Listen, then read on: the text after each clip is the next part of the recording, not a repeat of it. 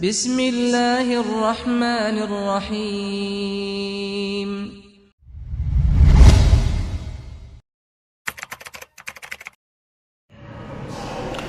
Bismillahirrahmanirrahim. Assalamualaikum warahmatullahi wabarakatuh.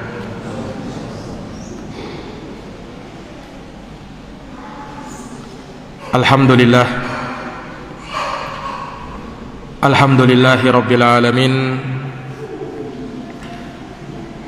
Wa bihi nasta'inu ala umuri dunya waddin. Asyhadu an la ilaha illallah wahdahu la syarika lah, ilahul awwalin wal akhirin. Wa asyhadu anna Muhammadan abduhu wa rasuluhu shadiqul amin, sallallahu alaihi wa ala alihi wa sahbihi wa man tabi'ahum bi ihsanin ila yaumiddin wa sallama tasliman katsira. Subhanaka la ilma lana innaka antal alimul hakim. Allahumma 'allimna ma yanfa'una wanfa'na bima 'allamtana wa zidna ilman ya karim. Rabbi shrah li sadri wa yassir li amri wahlul 'uqdatan min lisani yafqahu qawli, amma ba'd. Ma'asyiral muslimin wal nikmat-nikmatnya tertunai segala amal-amal kebajikan. Salawat dan salam semoga terhatur limpahkan kepada junjungan kita, Nabi Agung, Nabi Mulia, Rasulullah Muhammad bin Abdillah sallallahu alaihi wasallam, kepada keluarga, para sahabat, dan mereka yang senantiasa meniti jalannya sampai hari kiamat. Ma'asyiral muslimin wal muslimat, bapak dan ibu yang dirahmati oleh Allah, pada kesempatan malam hari ini dengan taufik darinya kita dapat bertemu dan berkumpul kembali di masjid yang mulia ini untuk kita bersama-sama mengkaji pembahasan di dalam agama kita.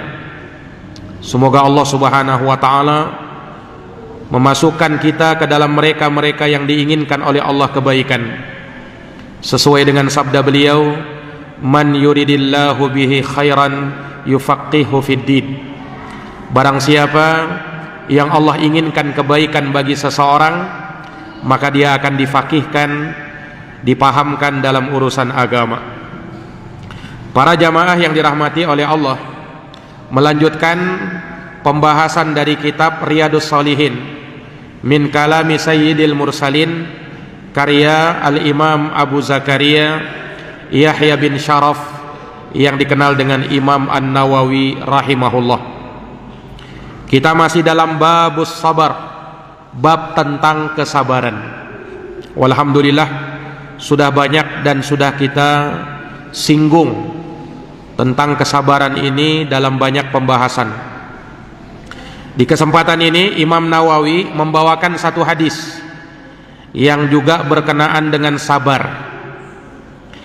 Kata beliau di sini, wa an Abi Sa'id bin Sinan Al-Khudri radhiyallahu anhuma anna nasan minal ansari sa'alu Rasulullah sallallahu alaihi wasallam fa'atahum thumma sa'aluhu fa'atahum hatta nafida ma 'indah sabbirhu Allah wa ma u'tiya ahadun ata'an khairan wa awsa'a minas sabr. Muttafaqun alaih. Diterima dari sahabat Abu Sa'id Al-Khudri, namanya Sa'ad bin Malik bin Sinan, salah seorang sahabat yang juga banyak meriwayatkan hadis dari Nabi.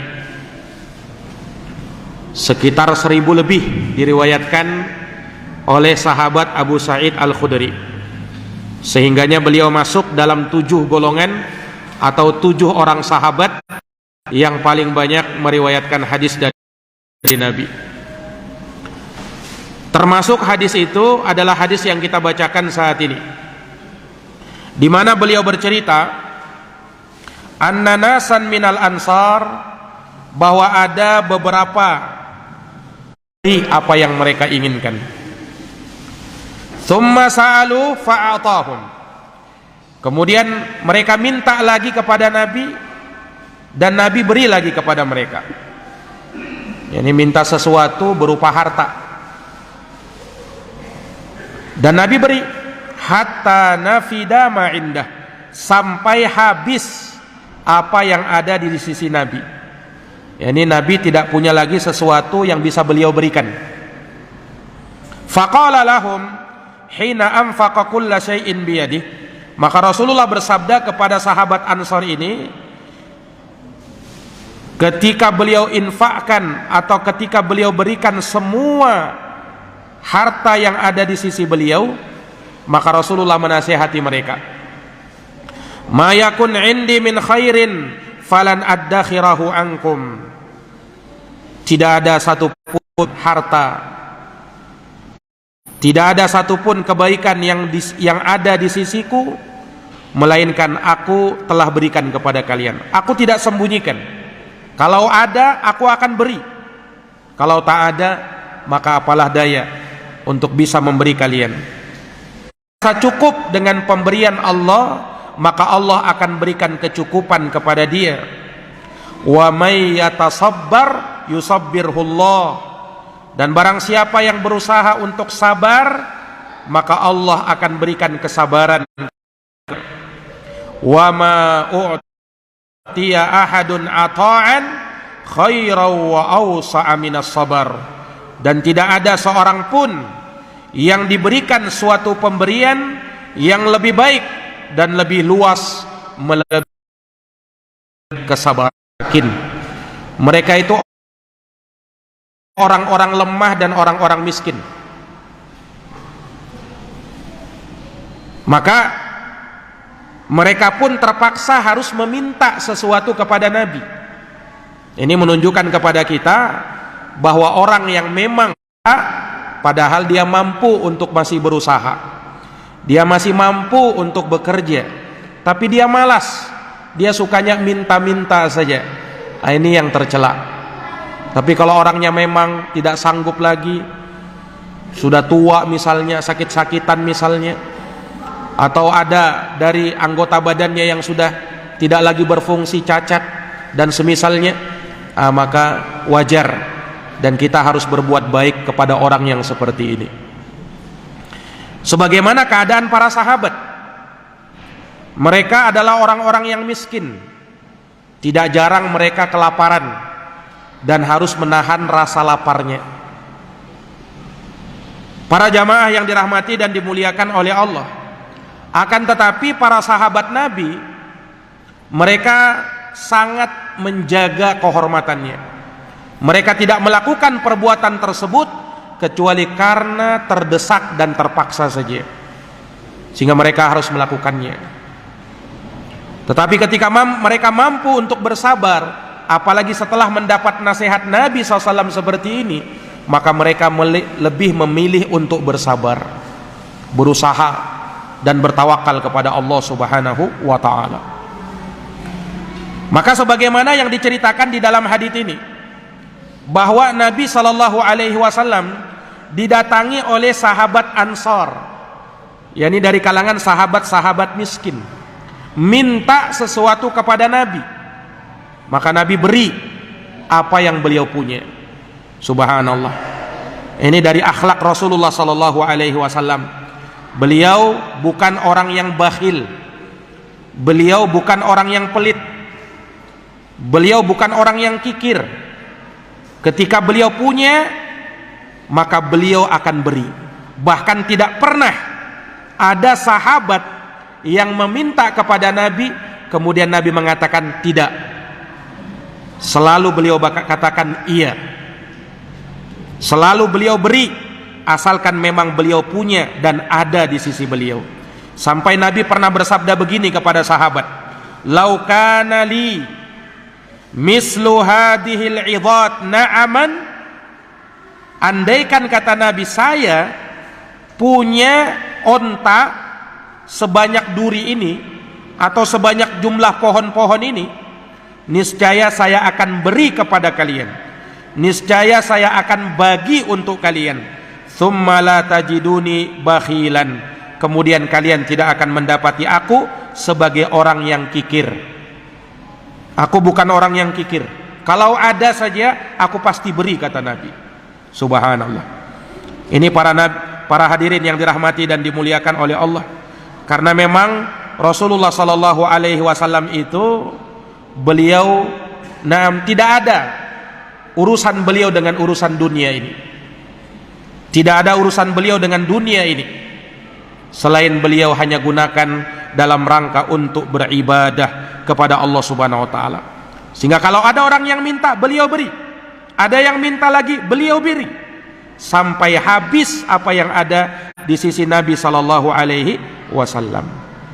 Maka ini mengajarkan kepada kita para jamaah yang dirahmati oleh Allah untuk bersikap dermawan. Seorang muslim itu adalah orang yang suka menderma, suka membagi hartanya kepada orang-orang yang membutuhkan. Kenapa? Karena kalau bakhil, maka kebakilan itu, kekikiran itu akan memudaratkan dirinya sendiri. Dengarkan firman Allah di dalam surat Ali Imran ayat 180.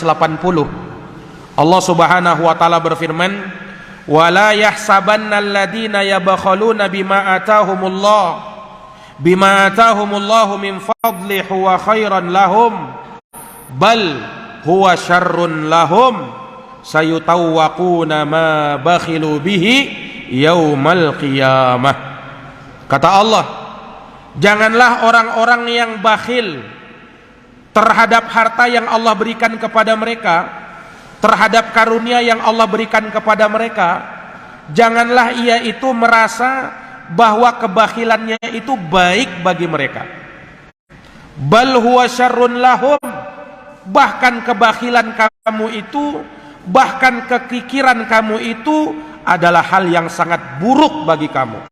Sayutawwaquna ma bakhilu bihi yaumal qiyamah, kelak harta yang kau bakhilkan itu akan dikalungkan di lehermu nanti pada hari kiamat, dan kau akan tersiksa dengan hal tersebut. Ini jamaah yang dirahmati dan dimuliakan oleh Allah. Makanya merugi orang-orang yang kikir, orang-orang yang pelit dengan hartanya, dan beruntung orang-orang yang terjaga dari sifat kekikiran. Allah berfirman di dalam Al-Quran di surat Al-Hasyr ayat 9, "Wa may yuqa syuhha nafsi faulaika humul muflihun."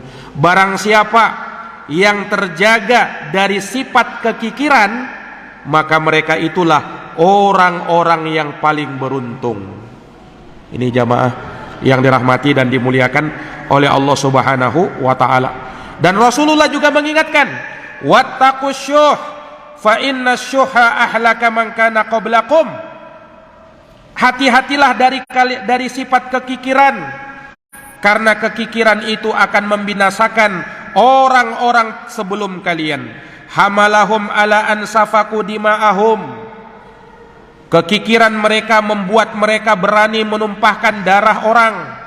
Wastahallu maharimahum, dan mereka berani menghalalkan yang haram-haram. Gara-gara apa? Gara-gara pelit, gara-gara sifat kikir. Akhirnya dia berbuat dosa, tidak peduli. Ini jamaah yang dirahmati dan dimuliakan oleh Allah. Makanya kita harus menjaga diri dari sifat kekikiran. Orang yang beriman itu bukan orang yang kikir. Bahkan Rasulullah mengatakan, "La yajtami'u syuhun wa imanun fi qalbi rajulin muslimin." Tidak pernah berkumpul dalam hati seseorang antara kikir dengan keimanan. Itu tidak pernah berkumpul. Kalau orang beriman jauh dari kekikiran, kalau orang yang kikir jauh dari keimanan. Itu saja. Nah, ini jamaah yang dirahmati dan dimuliakan oleh Allah Subhanahu wa taala. Bahkan salah satu tanda kiamat adalah tatkala seseorang sudah mulai kikir dengan hartanya. Wal iyadu billah. Kiamat sudah mau dekat, Pak. Orang tak peduli lagi dengan orang-orang di sampingnya. Orang tak peduli lagi dengan orang-orang yang di sekitarnya, tetangganya, mau kelaparan, mau kemiskinan, bukan urusan saya, kata dia. Subhanallah. Padahal kita diperintahkan untuk apa? Untuk berbagi kepada yang lain. Ini jamaah yang dirahmati oleh Allah. Tidakkah kita mau didoakan oleh malaikat Allah, didoakan dengan kebaikan bagi orang-orang yang menderma hartanya, sementara yang pelit didoakan kecelakaan oleh malaikat setiap pagi, Pak. Disebutkan dalam hadis riwayat Bukhari dan Muslim, kata Rasulullah, ma min yaumin yusbihul ibad fihi illa malakani yanzilani fayaqulu ahaduhuma Allahumma a'ti mumfiqan khalafa wa yaqulu al-akhar Allahumma a'ti mumsikan talafan. Kata Rasulullah, tidak ada suatu pun pagi, tidak ada satu pun hari yang di pagi itu seorang hamba berada di dalamnya kecuali akan ada dua malaikat Allah yang turun. Dua malaikat ini turun, salah satunya berdoa begini, ya Allah, berikanlah ganti yang terbaik bagi orang yang menginfakkan hartanya. Sementara malaikat yang lain berkata, ya Allah, berikanlah kehancuran bagi orang yang menahan hartanya pada pagi hari ini. Didoakan, Pak, sama malaikat. Hadis sahih riwayat Bukhari dan Muslim. Ini jamaah sekalian yang dirahmati dan dimuliakan oleh Allah.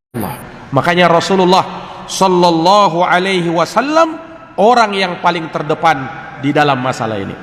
Makanya sahabat Ibnu Abbas radhiyallahu anhu, beliau mengatakan, kana nabiyyu sallallahu alaihi wasallam ajwadan nas. Nabi itu orang yang paling dermawan. Wa kana ajwad ma yakunu fi Ramadan. Nabi lebih dermawan lagi kalau tiba bulan Ramadan. Karena bulan Ramadan itu syahrus shadaqah, bulan kita untuk bersedekah. Makanya, Pak, perbanyak sedekah bulan Ramadan. Itu sedekah yang paling utama di dalam putaran satu tahun, itu sedekah bulan Ramadan. Pahalanya dilipat gandakan oleh Allah. Makanya sahabat ini berkata, Nabi itu orang paling dermawan. Nah, Nabi lebih dermawan lagi kalau tiba bulan Ramadan. Oh, paling dermawan Nabi sallallahu alaihi wasallam. Makanya mereka yang diberikan kelebihan harta hendaknya menderma sebahagian hartanya untuk orang-orang yang membutuhkan, terutama dari kalangan fuqara wal masakin, orang-orang fakir miskin. Jamaah yang dirahmati dan dimuliakan oleh Allah, perhatikan, Nabi sallallahu alaihi wasallam sampai habis harta beliau. Untuk apa? Untuk beliau sumbangkan kepada sahabat yang sulit, sahabat yang kesusahan. Sampai Nabi SAW ketika sudah habis, ya Nabi minta udzur sama sahabat. Ya wahai sahabatku, kata Nabi, kalau ada hartaku, aku tidak akan sembunyikan dari kalian, aku akan beri. Nah, uniknya di sini Nabi SAW mengatakan harta itu min khair, termasuk dari kebaikan. Jadi harta itu adalah kebaikan. Dalam Quran Allah bahasakan harta itu khair, kebaikan. Makanya dalam Al-Quran Allah berfirman tentang wasiat, in taraka khairanil wasiyatu. Kalau dia meninggalkan khair, khair di sini ditafsirkan harta, maka hendaknya orang itu berwasiat. Ini kalau orang sudah meninggal dan dia punya harta, sebelum meninggalnya hendaknya dia berwasiat. Jangan sampai nanti orang-orang yang dia tinggalkan, terutama ahli warisnya, berkelahi nantinya, berebutan dengan harta orang tuanya. Kenapa? Karena tidak ada wasiat. Makanya kita itu disuruh berwasiat ketika kita meninggalkan keluarga kita, supaya mereka tinggal dalam keadaan aman, damai, tidak berkelahi, tidak bertengkar, maka kita berwasiat. Nah, itu disunnahkan orang berwasiat. Makanya sahabat itu, ya, mereka itu selalu berwasiat. Bahkan ada sahabat itu tidaklah dia tidur di malam hari kecuali wasiatnya sudah dia taruh di bawah bantal. Kenapa? Khawatir kalau dia tidur tidak bangun-bangun. Wasiat sudah ada di belakang bantal. Itu sebagian sahabat. Nah, ini para jamaah yang dirahmati dan dimuliakan oleh Allah. Nah, harta itu dinamakan khair. Di dalam surat Al-Adiyat Allah berfirman, wa innahu lihubbil khairi lasyadid. Dan sesungguhnya manusia sangat cinta kepada khair, kepada harta. Harta disebut khair. Khair itu artinya kebaikan. Kenapa harta disebut kebaikan? Karena dengan harta orang bisa berbuat baik. Dengan harta orang bisa bayar zakat. Dengan harta orang bisa bersedekah. Dengan harta orang bisa bangun masjid. Dengan harta orang bisa berwakaf. Dengan harta orang bisa bantu orang. Dengan harta orang bisa haji, bisa umroh, dan banyak lagi kebaikan-kebaikan yang lainnya. Makanya harta disebut khair, kebaikan.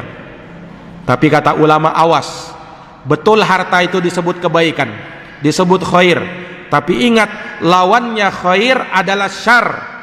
Syar artinya keburukan.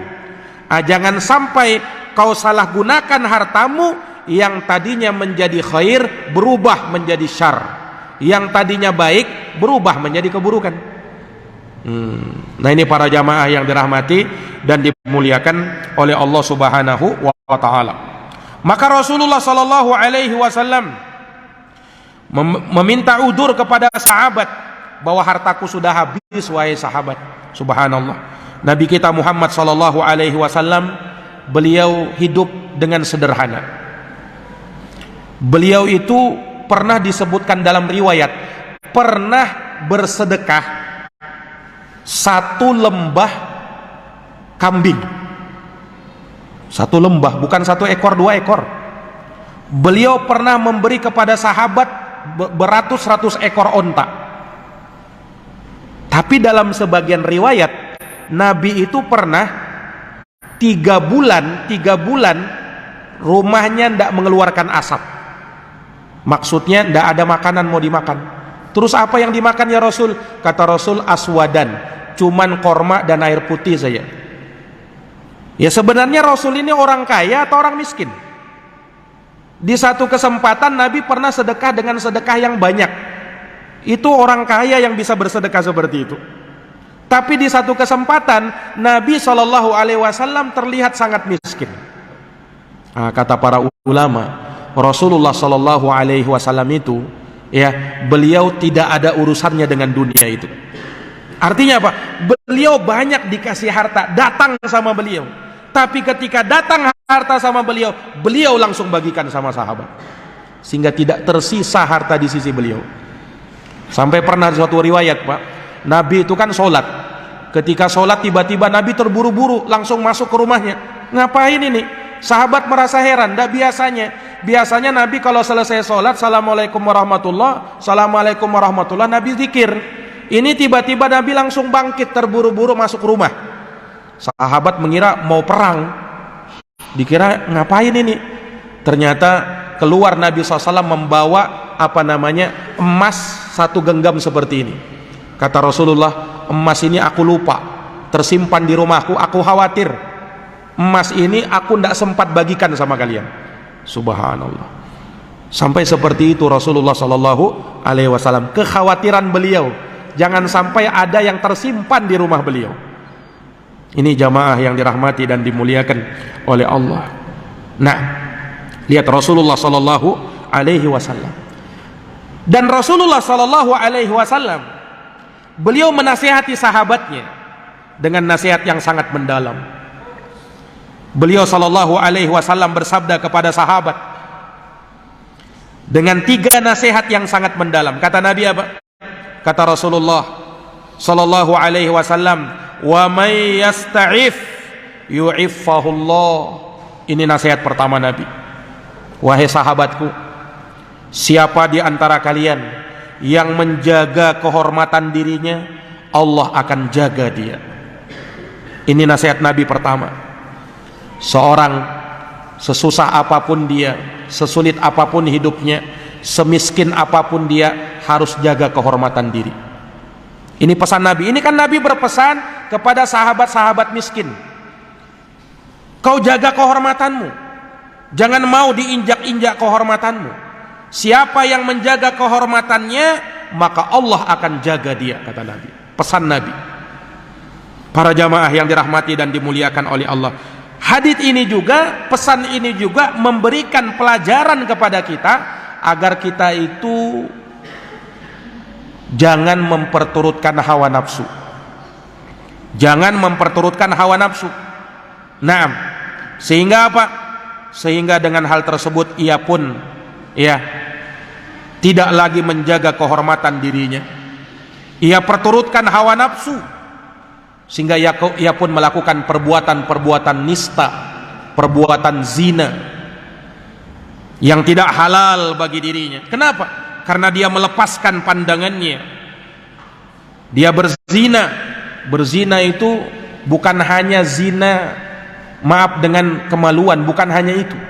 Tapi Rasulullah menyebutkan zina itu bisa dengan mata, zina itu bisa dengan telinga, zina itu bisa dengan tangan, zina itu bisa dengan kaki, zina itu bisa dengan menghayal. Hati-hati dengan zina.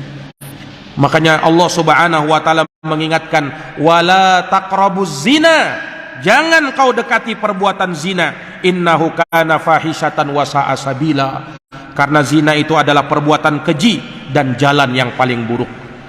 Ini Allah mengatakan wala taqrabuz zina, jangankan melakukan zina, dekat-dekat saja tidak boleh. Sehingga semua sarana yang bisa mengantarkan kepada zina, maka itu ditutup rapat-rapat, tidak boleh. Makanya Rasul melarang untuk berkhalwat, berdua-duaan sama wanita yang bukan mahram, pacar-pacaran. Kenapa? Itu bisa berpotensi besar menimbulkan zina. Betapa banyak anak muda, anak mudi kita sekarang, na'udzubillahi min dalik, gara-gara pergaulan bebas, banyak Pak wanita hamil di luar nikah. Ya kan? Banyak. Para jamaah yang dirahmati dan dimuliakan oleh Allah. Nah, ini karena pergaulan bebas.